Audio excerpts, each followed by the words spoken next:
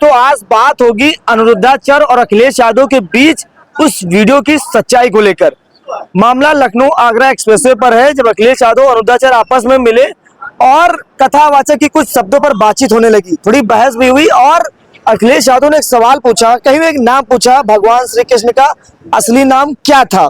तो अनिरुद्धाचार्य ने बहुत सारे नाम बताए, अखिलेश जी संतुष्ट नहीं हुए और कह दिया कि यहीं से हमारा आपका आखिरी रास्ता अलग है।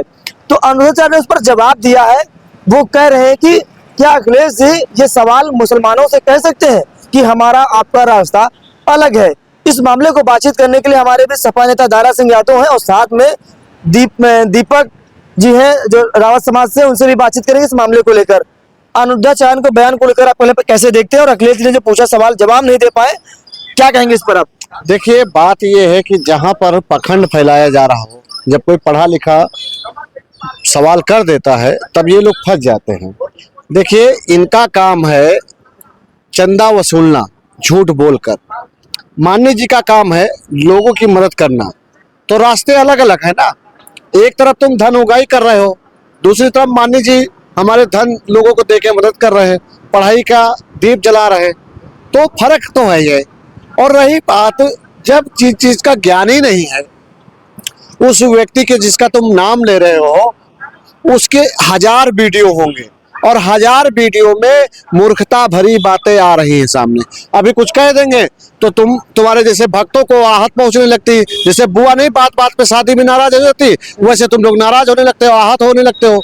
तो बात यहाँ आहत की नहीं होती। ये कह सकते हैं अखिलेश जी, ये बात मुसलमानों के लिए कह सकते हैं कि हमारे आपका रास्ता अलग है। जब किसी सवाल का जवाब नहीं होता है तो भारतीय जनता पार्टी के जो सपोर्टर होते हैं, जो कार्यकर्ता होते हैं, ये कार्यकर्ता है भारतीय जनता पार्टी का, ये क्या करेंगे? ये लोग बस कहते हैं हिंदू मुस्लिम पे ले आओ। अब वो क्या उनके पास आखिरी था कि वो इतने तो माननीय जी ने उनसे पूछा था कि जब माता जी कृष्ण जी को दे रहे थे तो क्या बोले। तो भाई बच्चा जब पैदा होता है तो 2 ही चीज बोला जाता है। जैसे किसी क्षेत्र में बाबू पैदा हुआ बोलते हैं, बहुत जगह कहते हैं लल्ला, तो उस क्षेत्र में लल्ला चलता है। तो उन्होंने कहा कि लल्ला को ले जाओ, ठीक है, इतना बोला। अब जब ये पढ़ा लिखा इंसान हो तब इसे पता चला। पहले तो ये कंडक्टरी करता था, अब ये पाखंड फैला रहा। तो ये जो पाखंडी लोग हैं, ये जब धंधा अपना बढ़ाना होता तो क्या करते हैं? मुसलमानों को आगे कर देते हैं, मुसलमानों के नाम पे नफरत फैलाने लगते हैं। बस हमको इनसे कोई मतलब ही नहीं, लोगों से हमें मतलब अपने पीछे पीडीए से। पीडीए के लोग जितने समझ जाएंगे, हम बता रहे हैं, जो करोड़पति बने हुए हैं ये रोड पट्टी बन जाएंगे। आप देख लीजिए, दुर्भाग्य देख लीजिए, एक कथा कहने वाला करोड़पति बन गया और जो चंदा चढ़ा रहा है आज इनको पकड़ रहा है, कल उनको पकड़ रहा है।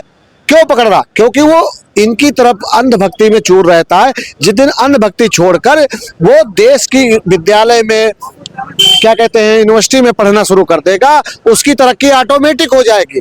वो लोग इसका कमजोरी का फायदा उठाते। देखिए उत्तर प्रदेश में क्या है, पिछड़े दलित को बहुत कम पढ़ाई दी जाती है। अब देख लो इतने विद्यालय क्यों बंद किए जा रहे हैं? इसीलिए तो बंद किए जा रहे हैं कि एक पूरी लॉबी अनपढ़ों की तैयार हो जाए, ताकि इनकी अंधभक्ति कायम रहे, इनका जो गोबर भक्ति है वो कायम रहे। ये आज 8 साल हो गए हैं। अगर हम इनसे पूछ लिए जाए भारतीय जनता पार्टी से कि आप ये बता दीजिए कि कितने नए शहरों में मेट्रो बनवा दिया जाए, कितने नए शहरों में विद्यालय बनाए गए होंगे, तो नहीं बताएंगे। और आप बता दीजिए जो ये बाबा लोग जो करोड़पति बने घूम रहे हैं, इनसे जरा जी आके पूछिए कि आपने आज तक किसी एक गरीब का इलाज कराया है? गरीब का तो चंदा लेकर आप करोड़पति बन जाते हैं। इनके कपड़े देखे हो कितने महंगे होते हैं। ये बता दीजिए, जो चंदा से पैसा होता है, आप ताजमहल अपने पूरा हवेली तैयार कर रखे हैं ये लोग, और दूसरी तरफ एक अच्छे अच्छे कपड़े पहनते हैं।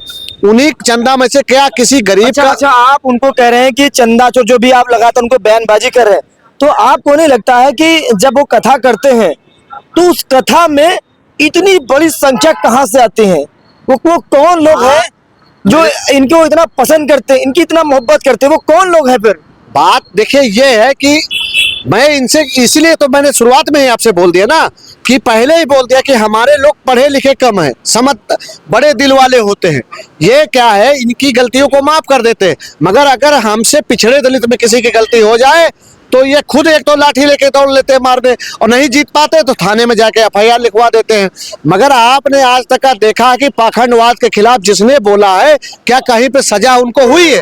नहीं हुई, बरी हो जाते हैं, मगर फिर भी ये लोग एफआईआर लिखवाकर कागज और पुलिस का समय बर्बाद करने का काम करते हैं। बात यहाँ पर बाबा की नहीं होती है। अब आप बता दीजिए, जितने विद्यालय बंद हुए, कितने बच्चे वंचित हो गए हैं शिक्षा से, अभी आगे के चल के क्या करेंगे? क्या करेंगे? यही करेंगे।